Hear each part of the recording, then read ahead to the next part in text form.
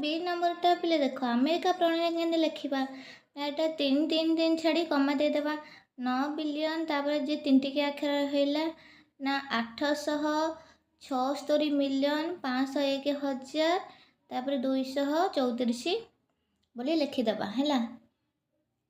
निजे कर देख उपरोक्त दि जाइथिबा संख्या को भारतीय स्थानीय अनुसार पढ़ और सेगुड़िक नाम लेख और उभय भारतीय अमेरिका प्रणाली लेख। एटा देख मु खातार करुँची तुम्हें देखिदियो है। देख पिले मुझे नंबरटा भारतीय प्रणाली अमेरिका प्रणाली उभय प्रणाली लिखिदे। भारतीय प्रणाली यहाँ कौन हम ना 40,50,678 यहाँ खाली अक्षर लिख मुझे लिखिदे भिडियोटा लेंदी बोली। यहाँ पिले देख कि कमा व्यवहार कर मिस्टेक रे बसीगला 3 तापर 3 है। यहाँ कौन हम ना पढ़ कि ना 4,50,678 सेमती नेक्स्ट बी संख्या लिखिदे कमा व्यवहार करवा केमती ना 3 2 2 अमेरिका पर 3 3 ताले यहाँ केमती पढ़ा कि ना यहाँ कोटी स्थान पड़ला ना 4 कोटी मतलब 81,21,620 एटा हेंदी देख यहाँ 1000 एकर जोटा पड़ो मिलियन है 48 मिलियन तापर केता 121,620 नेक्स्ट देख पे सी नंबरटा मुझे लिखिदे कमा व्यवहार करदे 3टा संख्या तापर 2टा संख्या तापर 2टा संख्या अमेरिका पर 3 3 ताले अक्षर केमती पे लिखा ये देख यहाँ हूँ 1000 यहाँ लक्ष यहाँ कोटी 2,22,002 यहाँ हिंदी करवा देख यहाँ हूँ 1000 यहाँ हूँ मिलियन ताले ये कौन हम ना 20 मिलियन 22,002 सेमती डी नंबरटा पिले देख डी नंबरटा केमती कराई ना 3 2 2 कमा दे अमेरिका प्रणालीटा पिले देख 3 3 है ताको आम यहाँ केमती पढ़ा देख ना देख यहाँ 1000 यहाँ लक्ष यहाँ कोटी 24 कोटी 68 लक्ष तापरे 13,579 यहाँ सेमती देख 1000 मिलियन ताले 246 मिलियन 813,500 से केते 79 तापर ई नंबरटा पिले देख ई नंबरटा सेमती 3 2 2 कमा एकर सेमती 3 3 ताले एटा कौन हम ना 3 कोटी 45 लक्ष 45 लक्ष तापरे 500 केते 43 सेटा सेमती एटा कौन हम ना 43 मिलियन मोटे बाय मिस्टेक मिलियन को मिलियन लिखिदे सबू तापर देख केमती मिलियन करेक्ट कर देछि तुम सेमती मिलियन कर भूल अम कर देथिली ख्याल नथिला तापर देख पिले तापर कौन ना 500,000 जोड़ा टे बाय मिस्टेक रे वीडियो कला अनुमानस्क मोबाइल को देखिए कला अनुमानस्क हो जाऊँगी तुम टे एडजस्ट करी करेक्ट कर देख पिले 34 मिलियन 500,543 एमती देख एटा पिले इम्पोर्टाट यहाँ देख 3 2 2 2 तो सेमती कमा देवा 3 3 3 पिले यहाँ मुझे कमा व्यवहार कर 3टा तापर 2टा तापर 2टा 2टा सेमती एक सेमती 3टा अमेरिका पद्धति है 3टा संख्या पर गोटे गोटे कमा ତାପରେ ଏଟାକୁ କେମିତି ଲେଖାଯାଏ ନା 1 ଅରବ 2 କୋଟି 3 ଲକ୍ଷ 4,050। ଏଟା ସେମିତି ଲେଖିବ କ'ଣ 1 ବିଲିୟନ 20 ମିଲିୟନ 304,000 ଆଉ ଏଇଟା 50। ଏହିପରି ତୁମେମାନେ ଲେଖିବ। 2 ନମ୍ବର ପିଲେ ଦେଖ, ନିମ୍ନରେ ଦିଆଯାଇଥିବା ସଂଖ୍ୟା ଗୁଡ଼ିକ ଭାରତୀୟ ସ୍ଥାନୀୟମାନ ପଦ୍ଧତି ଅନୁସାରେ ଲେଖ। 1 କୋଟି 1 ଲକ୍ଷ 1,010। ହେଲେ ମୁଁ କେମିତି ଲେଖୁଛି ଦେଖ, 1 କୋଟି ହେଲା, ଏଇଭଳିଆ ତୁମେ ଲେଖିବ। ତାପରେ ଦେଖ ପିଲେ ବି ନମ୍ବର ହେଲା 1 ବିଲିୟନ 1 ମିଲିୟନ 1,001। ଦେଖ ମୁଁ କେମିତି ଲେଖିଦେଉଛି, ସେଇଭଳି ଲେଖିବ। ସି ନମ୍ବର 10 କୋଟି 20 ଲକ୍ଷ 30,040। ଦେଖ ପିଲେ 10 କୋଟି 20 ଲକ୍ଷ 30,040 ହେଲେ ଶୁଣ। ତାପରେ ଡି ନମ୍ବରଟା ପିଲେ ଦେଖ, ଡି ନମ୍ବରଟା ହେଉଛି 90 ବିଲିୟନ 80 ମିଲିୟନ। ତାପରେ 700,000 କମା ଦେବ, ତାପରେ 600। ଏଡ଼େ ବଡ଼ ସଂଖ୍ୟାଟା ଦେଖ। ତାପରେ 3 ନମ୍ବର ପିଲେ ଦେଇଛି ତୁଳନା କର, ସ୍ମଲର ଦାନ ଗ୍ରେଟର ଦାନ ଇକ୍ୱାଲ ଟୁ ଆମେ ଲେଖିବା 30,000 ନା 3 ଲକ୍ଷ। ଦେଖ 30,000 ଲେଖ, 30,000 ଆଉ 3 ଲକ୍ଷ। 3 ଲକ୍ଷ କେମିତି ଲେଖାଯାଏ, ଏମିତି ଦେଖ 3 ଲକ୍ଷ। ତାହେଲେ କେଉଁଟା ବଡ଼ ହେବ ନା 3 ଲକ୍ଷଟା ବଡ଼ ହେବ। ତାପରେ ଦେଖ ବି ନମ୍ବରଟା 50 ଲକ୍ଷ ନା 5 ମିଲିୟନ, 500 ଲକ୍ଷ। ତାହେଲେ 500 ଲକ୍ଷ ଲେଖିବା, 500 ଲକ୍ଷ।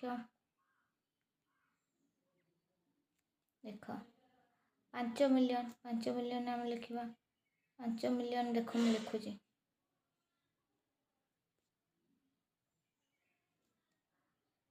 ହେଲା 1 10 100 1000। ତାହେଲେ କେଇଟା ଶୁଣ, 1 2 3 4 5 6, 1 2 3 4 5 6 7, 1 2 3 4 5 6। ତାହେଲେ କେଉଁଟା ଅଧିକ ହେବ ନା 500 ଲକ୍ଷଟା ଅଧିକ ହେବ। ସି ନମ୍ବର 800,000 ନା 8 ମିଲିୟନ। ଦେଖ 800,000 ଆମେ ଲେଖିବା, 800,000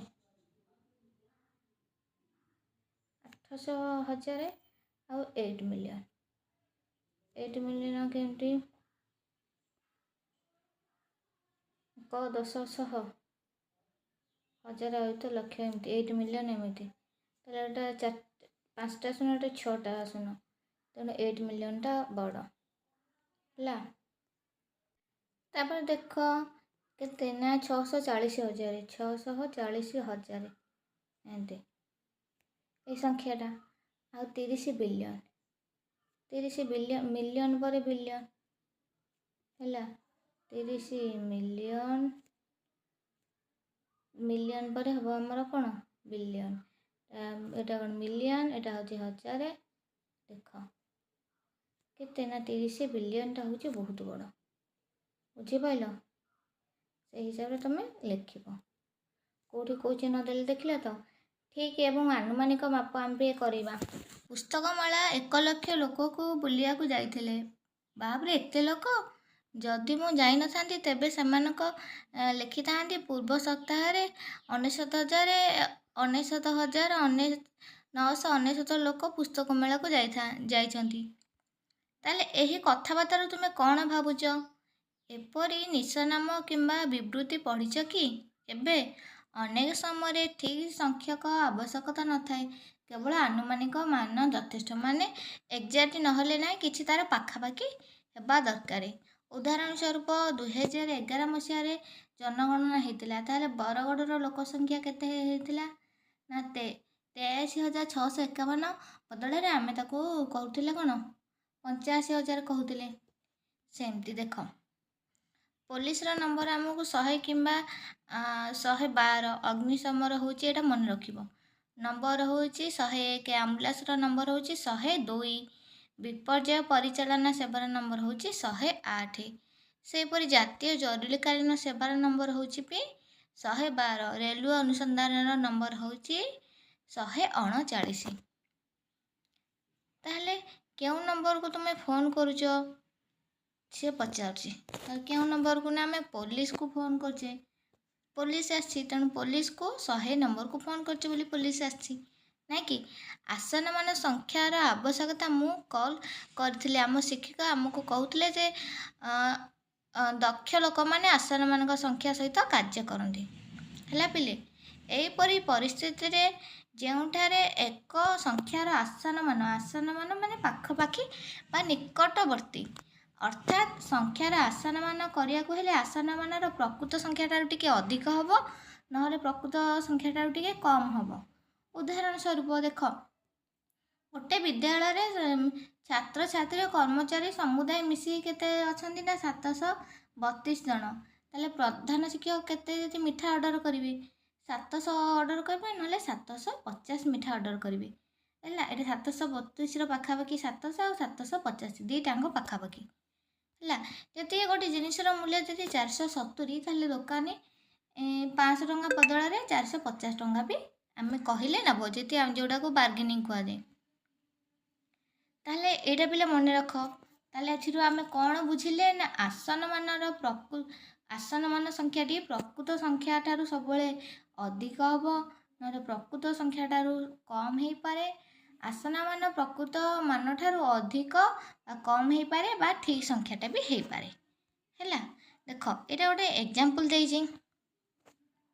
ଦେଖ ଏଇ ସଂଖ୍ୟାଟାର ଆସନମାନ ଆମେ କରିବା। ଏଇ ସଂଖ୍ୟାଟାକୁ କିଏ ପଢ଼ିପାରିବ କିରେ ହେଲା ନା 6,62,85,183ର ନିକଟତମ ଆସନମାନ। ଦେଖ ନିକଟତମ ହଜାରର ହେବ କେତେ ହେଲା। ଦେଖ ଯାହା ଅଛି ତାହା ଲେଖା ଅଛି, ଏଇଟା ସବୁ ଶୂନ ଶୂନ କରାଗଲା ହେଲା। 100 ଯେଉଁ 83କୁ ଏଇଟା ପରେ 00 କଲା। ନିକଟତମ ହଜାର ଏଇଟା ଦେଖ ଥିଲା କେତେ ନା 95କୁ ଆମେ 90 କରିଦେଲେ।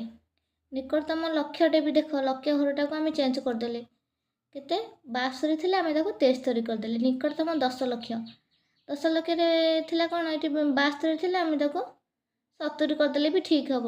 70 ଆଉ 62 ପ୍ରାୟ ଏକା ପାଖାପାଖି। ନିକଟତମ କୋଟି, 6 ଅଛି, 6 ବଦଳରେ ଆମେ ତାକୁ 7 କରିଦେଲେ ହେଲା। ସେହିପରି ଏହି ସଂଖ୍ୟାର ନିକଟତମ ଆସନମାନ, 5ଟି ନିକଟତମ ଆସନମାନ ସଂଖ୍ୟା ଲେଖିବା। ମୁଁ ଲେଖିଦେଉଛି ଖାତାରେ।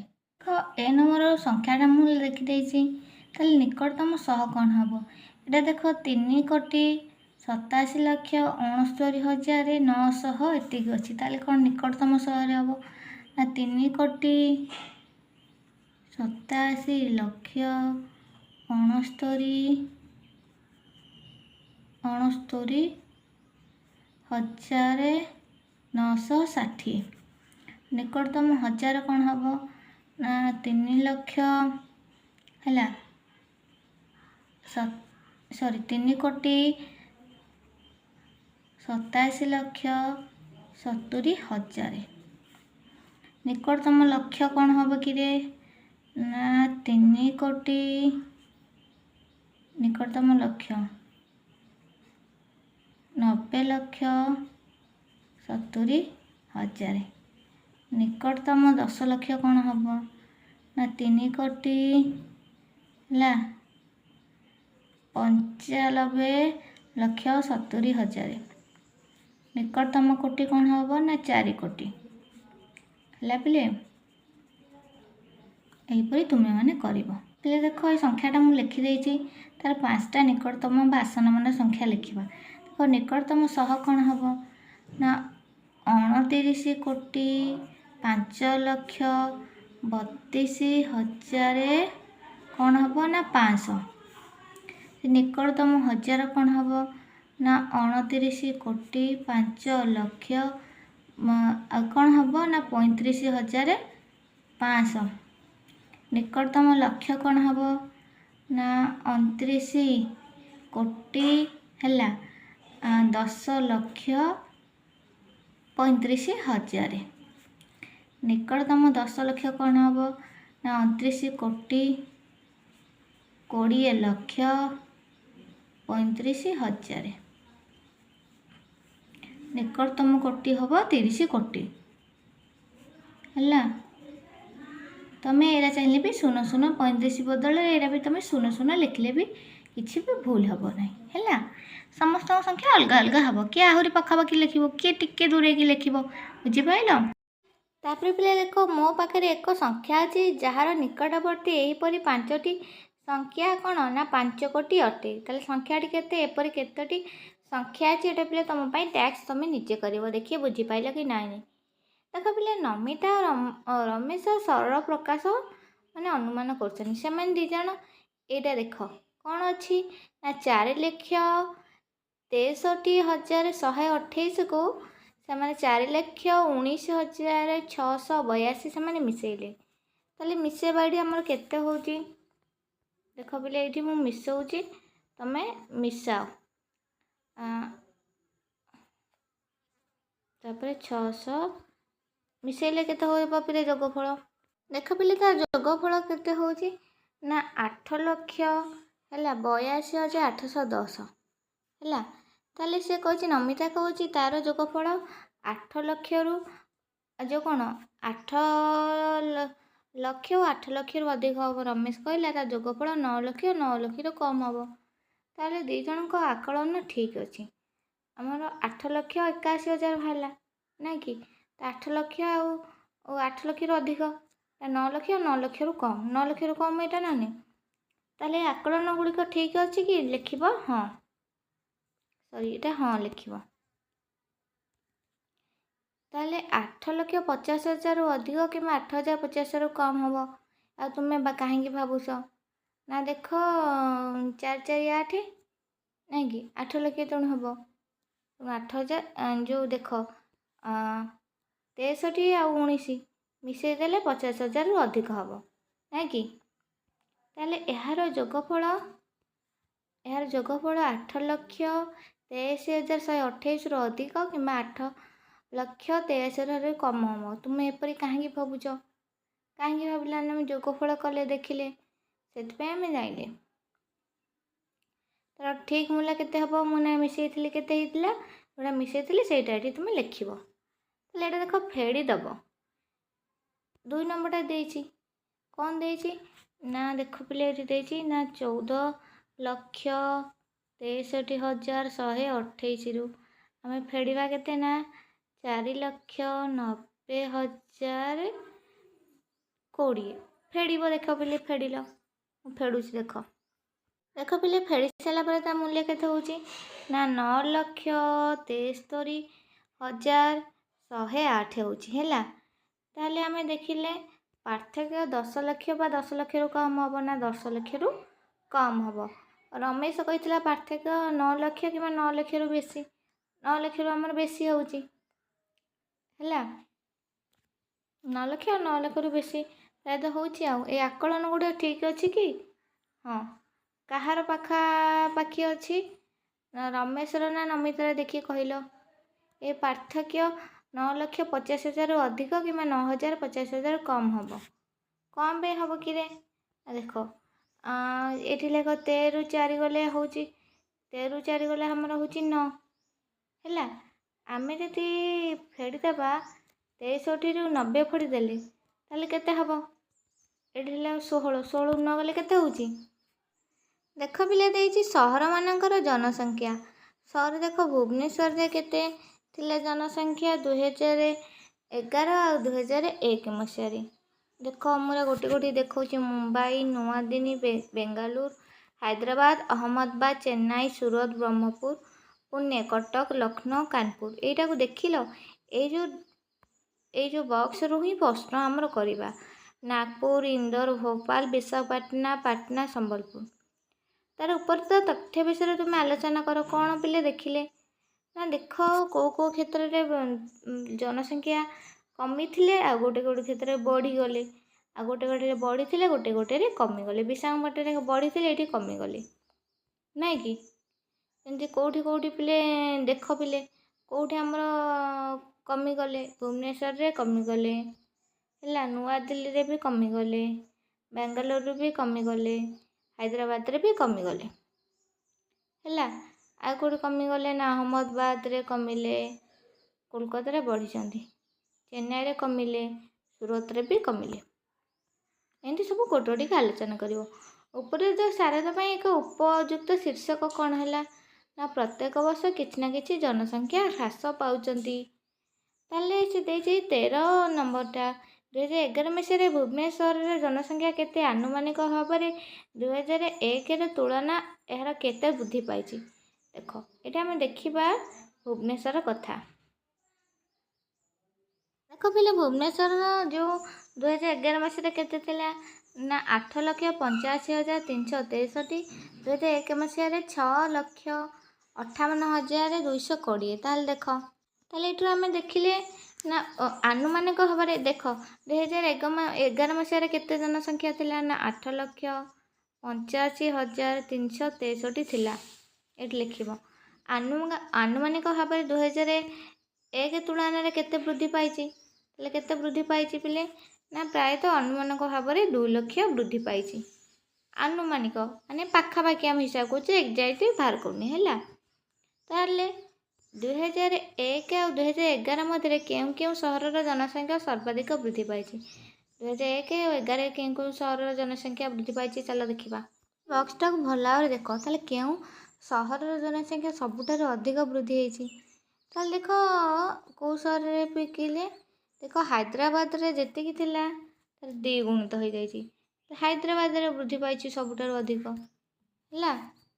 ଆଉ ସବୁଥିରେ ପ୍ରାୟତଃ ଟିକେ ଟିକେ ବୃଦ୍ଧି ପାଇଛି। ଦେଖିଲ ପିଲେ ହାଇଦ୍ରାବାଦରେ ଅଧିକ ବୃଦ୍ଧି ପାଇଛି, ହାଇଦ୍ରାବାଦ ଲେଖିବ।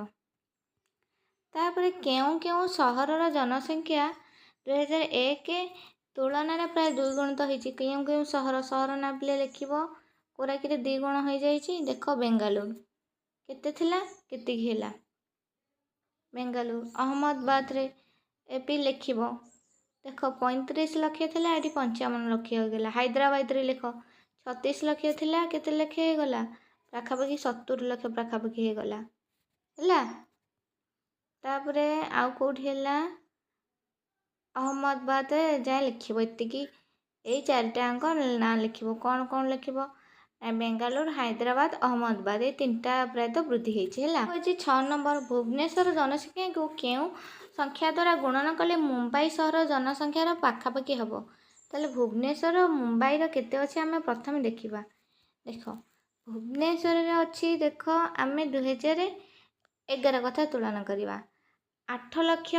ଏଇଠି ଯେଉଁ ମୁମ୍ବାଇରେ ଅଛି କ'ଣ ନା 1,24,00,000। ତାହେଲେ କେଉଁ ସଂଖ୍ୟା ଦ୍ୱାରା ଆମେ ଗୁଣିଲେ କି ତାର ପାଖାପାଖି ହେବ ଲକ୍ଷ ଅଛି। ତାହେଲେ ଏଇଠି ଆମେ କେତେ ଗୁଣିବା ନା ଏଇଠି 8,85,363ରେ ଆମେ ଯଦି 15 ଗୁଣିଦେବା ନା ହେଲା, 15 ଗୁଣିଲେ ଆମର କେତେ ହେବ ପାଖାପାଖି ନା 1,23,00,000 ମାନେ 24 ଲକ୍ଷର ପାଖାପାଖି 23 ଲକ୍ଷ, 23 ଲକ୍ଷ ସମଥିଙ୍ଗ ହେବ। ତାହେଲେ କେତେ ଗୁଣିବା ଏଠି ନା 15। ଉତ୍ତର ଲେଖିବ 15। ଏଠି 6 ନମ୍ବର ଉତ୍ତର ଲେଖିବ 15। 15 ସଂଖ୍ୟା ଦ୍ୱାରା ଗୁଣନ କଲେ ମୁମ୍ବାଇ ସହର ଜନସଂଖ୍ୟାର ପ୍ରାୟ ପାଖାପାଖି ହେବ। ତାପରେ ଦେଖ ଗୁଣନ ସରଞ୍ଚନା। ରମିତା ଓ ନମେଶ ଗୁଣନ ସମ୍ବନ୍ଧରେ ଖେଳ କରୁଥିଲେ। ସେମାନେ ଗୋଟିଏ ସଂଖ୍ୟାକୁ 10, 100, 1000 ଇତ୍ୟାଦି ଗୁଣିବା ଦ୍ୱାରା ଏକ ଆକର୍ଷଣୀୟ ସେମାନେ କୌଶଳ ପାଇଲେ। ଦେଖ କ'ଣ ନା ଆମେ ଯଦି 116କୁ 5ରେ ଗୁଣିବା ତାହେଲେ କେମିତି ଗୁଣିପାରିବା ନା 5 ଗୁଣେ 10। ତାହେଲେ ଆମେ 5 ବଦଳରେ ଆମେ ଏମିତି ଲେଖିପାରିବା 10 ବିଭକ୍ତକ 2। 2ଟାକୁ 116ରେ କଟେଇଦେବା, କଟିଦେଲେ କେତେ ହେଲା। ତାହେଲେ 5 ବଦଳରେ ଆମେ କ'ଣ ଲେଖିପାରିବା ନା 10 ହରଣ 2 ଯେ 5 ନା ନାହିଁ, ତେଣୁ 5 ବଦଳରେ ଏଇଟା ଆମେ ଲେଖିଲେ କ'ଣ ଲେଖିବା ନା 116 ଗୁଣନ 10 ବିଭକ୍ତକ 2। ଏଇଟାକୁ ଏଇଟା କଟେଇ ଦେଲେ କେତେ ହେବ ନା 58। 58କୁ ଆମେ ଯଦି 10ରେ ଗୁଣିବା ଦେଖ 58 ଏକ 10, 10ରେ ଗୋଟେ ଶୂନ ଲେଖା ହେଇଛି, 58 ଲେଖିକି ଗୋଟେ ଶୂନ ବସେଇ ଦେଲେ ଯାହା 58 10 ଗୁଣିଲେ ସେଇଆ 580। ସେମିତି ଦ୍ୱିତୀୟ ପର୍ଯ୍ୟାୟଟା 25 ବଦଳରେ ଆମେ ଲେଖିଲେ କ'ଣ ନା 100 ବିଭକ୍ତକ 4 ହେଲା। ଏଇ ସଂଖ୍ୟାଟାକୁ ଆମେ 4 ଦ୍ୱାରା କଟେଇ ଦେବା, କଟେଇ ଦେଲେ 206 ହେଲା ହେଲା। 206ରେ ଆମେ ଯଦି 100 ଗୁଣିବା ତାହେଲେ 206 ଲେଖିଦେବା। 100ରେ କେଇଟା ଶୂନ ନା 100ରେ 2ଟା ଶୂନ, ତେଣୁ ଏ କରରେ 2ଟା ଶୂନ ବସେଇଦେବା। ହେଲା, ତାହେଲେ କେତେ ହେଲା ନା 20,600। ଦେଖିଲ, ଚିନ୍ତା କର, ତୁମେ ବୁଝିପାରିଲ କି ଗୁଣନ ଭାଗକ୍ରିୟା ଦ୍ୱାରା 5କୁ 5 ଦ୍ୱାରା ଅର୍ଥ ସେହି ସଂଖ୍ୟାକୁ 2 ଦ୍ୱାରା ଭାଗ କରି 2 ଦ୍ୱାରା ଗୁଣିବା ସହିତ ସମାନ, ଯେଉଁଟା ମୁଁ କହିଲି। ଆଚ୍ଛା, ଏ କେଉଁ ପ୍ରକ୍ରିୟାରେ କହିଲେ ଗୁଣନ ଗୁଡ଼ିକ ଶୀଘ୍ର ହୋଇପାରିବ? ଦେଖି କହିଲ। ଦେଖ ପିଲେ, 100 100ରେ ଯଦି ଆମେ 2 ଗୁଣି ଦେବା ତାହେଲେ 50 ହେବ ନା ନାହିଁ? ତାହେଲେ ଏଇଟା ଦେଖ ମୁଁ କେମିତି କରୁଛି। 2 ଗୁଣନ 768, ତାହେଲେ 50 ବଦଳରେ ଲେଖିବେ କ'ଣ ନା 100 ବିଭକ୍ତକ 2। 2 କି 2 କଟେଇ ଦେଲି, ଆଉ କେତେ ରହିଲା? 2 2 କଟେଇଲେ ନା 768 ଗୁଣନ 100। ତାହେଲେ କେତେ ହେବ ନା ଏଇ ସଂଖ୍ୟାଟାକୁ ଲେଖିଦେବି ଆଉ 2ଟା ଶୂନ ବସେଇଦେବି। ହେଲା, ଦେଖିଲ, ବି ନମ୍ବର ପାଇଁ ସୂଚନା ଦେଇଦେଇଛି, ହିଣ୍ଟସ୍ ଦେଇଦେଇଛି। 72 ଗୁଣନ 128। 72 ଗୁଣନ 128 ବଦଳରେ ଆମେ ଲେଖିବା ନା 1000ରେ 8 ହରିଲେ ଯାହା 128 ସେଇଆ। ତାହେଲେ 8ରେ 72 କଟି ପାରିବା ନା ନାହିଁ କହିଲ? ପିଲେ 8 ନୂଆ 72, ତାହେଲେ 9ରେ 1000 ଗୁଣିଲେ କେତେ ହେବ? 9000। ତାହେଲେ ଏଠି 9 ଲେଖିକି 3ଟା ଶୂନ ବସେଇଦେବା, ନାଇଁ କି? ଦେଖ ପିଲେ, ସେଇ ନମ୍ବରଟା କେମିତି କରିବା ନା 125 ଗୁଣନ 40 ଗୁଣନ 8 ଗୁଣନ 25। ଦେଖ ମୁଁ କେମିତି ଲେଖୁଛି ନା 125 ବଦଳରେ ମୁଁ ଲେଖିବି 1000 ବିଭକ୍ତକ 8। 40 ବଦଳରେ ଲେଖିବି କ'ଣ ନା 40 ବଦଳରେ 40 ଲେଖିବି, 8 ବଦଳରେ 8 ଲେଖିବି। 25 ବଦଳରେ କେତେ ଲେଖିବି ନା 100 ବିଭକ୍ତକ 4। 25 × 100। ତାପରେ ଦେଖ ମୁଁ କଟେଇ ଦେଉଛି, 8କୁ 8 କଟେଇ ଦେଲି, 4କୁ ଆମେ 40ରେ କଟେଇ ଦେଲେ 4 10 40। ତାହେଲେ କେତେ ଆମେ ଗୁଣିବା ନା 1000 10 100। 1000ରେ 2ଟା ଶୂନ, 1000ରେ 3ଟା ଶୂନ, 1000 ଗୁଣନ 10 ଗୁଣନ 100 ଗୁଣିଲେ କେତେ ହେବ ଦେଖି କହିଲ? ଦେଖ ପିଲେ, 1000 ଗୁଣନ 10 ଗୁଣନ 100, ଏତେ ଗୁଣିବା ଅପେକ୍ଷା ପାଟିରେ ତୁମେ ଗୁଣିଦେବ। 1000ରେ 3ଟା ଶୂନ, 10ରେ 1 ଶୂନ, 100ରେ 2ଟା ଶୂନ, ଏମିତି ତୁମେ ବସେଇଦେବ। ହେଇଯିବ କେତେ ନା 10 ଲକ୍ଷ। ସବୁଗୁଡ଼ା ଗୁଣିଦେଲେ ବି 10 ଲକ୍ଷ ହେବ। କମ୍ ସମୟରେ ଗୁଣନ କର, ଏଟା ବି ସେମିତି ଆମେ କରିବା। ହେଲା, ବୋଲେ 2 ନମ୍ବର ଏଇଟା 25 ବଦଳରେ 100 ବିଭକ୍ତ 4 × 12, 4 3 12, 3 100 ଗୁଣିଲେ ହେବ 300, ଏମିତି କରିଦେବ। ବି ନମ୍ବରଟା ସେମିତି ଦେଖ, 25 ଗୁଣନ 240, 25 ବଦଳରେ ଆମେ ଲେଖିବା ଏତିକି 240।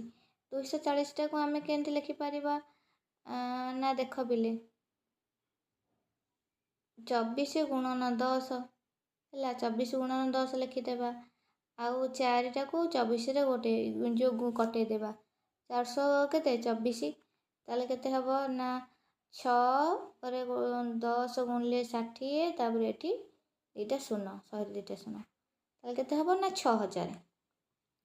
ତାପରେ ଏଟା ବି ସେମିତି କରିବା ନା 150। ଦେଖ ପିଲେ, ସେଇ ନମ୍ବରଟା କେମିତି କରିବା ନା 250 ଗୁଣନ 120। ତାହେଲେ କେମିତି ଭାଙ୍ଗିବା ତାକୁ ଦେଖ ନା 25 ଗୁଣନ 10 ଗୁଣନ 12 ଗୁଣନ 10। ହେଲା, ତାପରେ ଦେଖ କେମିତି କରିବା ନା 25 ଗୁଣନ 10 ହେଲା ଗୁଣନ 10 ଗୁଣନ 12। ସେମିତି 25 ବଦଳରେ ଲେଖିବି ନା 100 ବିଭକ୍ତକ 4 ଗୁଣନ 12 ଗୁଣନ 10 ଗୁଣନ 10, 4 3 12। ତାହେଲେ କେତେ ହେବ ନା 100 ଗୁଣନ 10 ଗୁଣନ 10 ଗୁଣନ 3 ଗୁଣିଲେ କେତେ ହେବ? 3 ଲେଖିଦେବ, 10ରେ 1 ଶୂନ, 10ରେ 1 ଶୂନ, 100ରେ 2ଟା ଶୂନ, ତାହେଲେ କେତେ ହେବ ନା 30,000। ସେମିତି ଦୁଇଟାକୁ ବି ତୁମେ କରିବ। ଏଇଟାକୁ ଏଇଟା ଭାଙ୍ଗିଦେବା ନା 2500 ଗୁଣନ 12। ତାହେଲେ କ'ଣ କରିବା ନା 25 ଗୁଣନ 100 ଗୁଣନ 12। ସେମିତି ଏଇଟା ଭାଙ୍ଗିଦେବା ନା 100 ଗୁଣନ 4 ହେଲା, 100ଟାକୁ ଏକରୁ ନେଇଯିବୁ, ଗୁଣନ 12 ଗୁଣନ 100 କଟେଇ ଦେଲେ 4 3 12। ତାହେଲେ କେତେ ହେବ ଆମର ଉତ୍ତରଟା ଦେଖ, ଏଇଠି ମୁଁ ଲେଖିଦେଉଛି ନା 3, 100ରେ 2ଟା ଶୂନ, 100ରେ 2ଟା ଶୂନ, ତାହେଲେ କେତେ ହେବ ହେଲା ପିଲେ?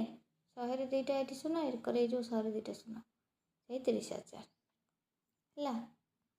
ତାପରେ ଦେଖ ଏଇ ନମ୍ବରଟା କେତେରେ କେତେ ଗୁଣିଲେ ଦେଖ କେତେଟା ଶୂନ। ଏଇଠି ଆମେ କମା ବ୍ୟବହାର କରିଦେବା, ତମକୁ ପଢ଼ିବାକୁ ସହଜ ହେବ। ଦେଖ 12 କୋଟି ହେଇଛି, କେତେରେ କେତେ ଗୁଣିଲେ 12 କୋଟି ହେବ, ଏଇଟା କମେଣ୍ଟ ସେକ୍ସନରେ ତୁମେ କମେଣ୍ଟ କର। ଗୁଣଫଳ କେତେ ବଡ଼? ତଳେ ଦେଇଥିବା କୋଠରୀକୁ ଗୁଣଫଳ ଗୁଡ଼ିକ ମର୍ଯ୍ୟାଦାନ ସଂରଚନା ସୃଷ୍ଟି କରିଛି। ସଂରଚନା ଖୋଜିବା ପାଇଁ ଗୁଣଫଳ ନିର୍ଣ୍ଣୟ କର। ଲକ୍ଷ୍ୟ କର ସଂରଚନାର ଆଧାର କରି ଗୁଣଫଳକୁ ଆଗକୁ ବଢ଼ାଅ। ଦେଖ 11 × 11 ଗୁଣିଦେଲେ କେତେ ପିଲେ ହେବ? ନା 11 × 11 ଗୁଣିଦେଲେ 121। ତାପରେ ଦେଖ 11 11 11 ଏକରେ 3ଟା 11 ଏକରେ 3ଟା 11 ମାନେ 111 111 ଗୁଣିଲେ କ'ଣ ହେବ ପିଲେ? ତୁମେ ଦେଖିଲ 111 111 ଗୁଣିଲେ ଏଇଠି ଆମର ହେଉଛି 1 2 3 2 1 ମାନେ ଦେଖ କ'ଣ ହେଉଛି ମଝିରେ 3 ରହିଲା ହେଲା 1 2 1 2 ମାନେ ଦେଖ 1 ଆଉ 2 ମିଶିଲେ 3 ହେଇଗଲା। ବୁଝିପାରିଲେ କି ସଂରଚନାକୁ? ତାପରେ ଦେଖ 4ଟା 1 ଯଦି ଆମେ ଗୁଣିବା ତାହେଲେ କ'ଣ ହେବ ଦେଖିକି କହିଲ? 1 2 3 ହେଲା କ'ଣ ହେବ? 1 2 3 4ଟା 1 ଅଛି ମାନେ 4 ହେବ। ପୁଣି ଏଇଟା ଉଲ୍ଟେଇଯିବ 3 2 1। ପୁଣି ଯଦି ଆମେ 5ଟା 1 ଗୁଣିବା 5ଟା 1 ଗୁଣନ 5ଟା 1 ହେଲା ଗୁଣିଲେ କେତେ ହେବ ପିଲେ?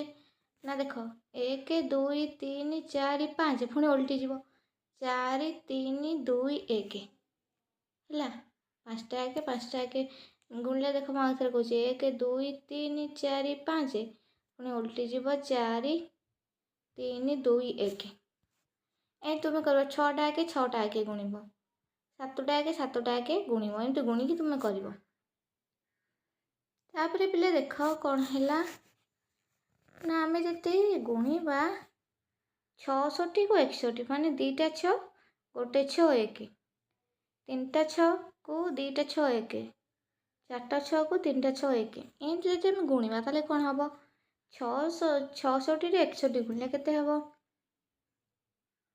4026 ହେଲା। ତାପରେ ଆମେ ଯଦି କରିବା 3ଟା 6କୁ ମାନେ 666 ଗୁଣିବା 661 ଗୁଣିଲେ କ'ଣ ହେବ? କ'ଣ ହେବ ନା 4 4 0 2 2 6।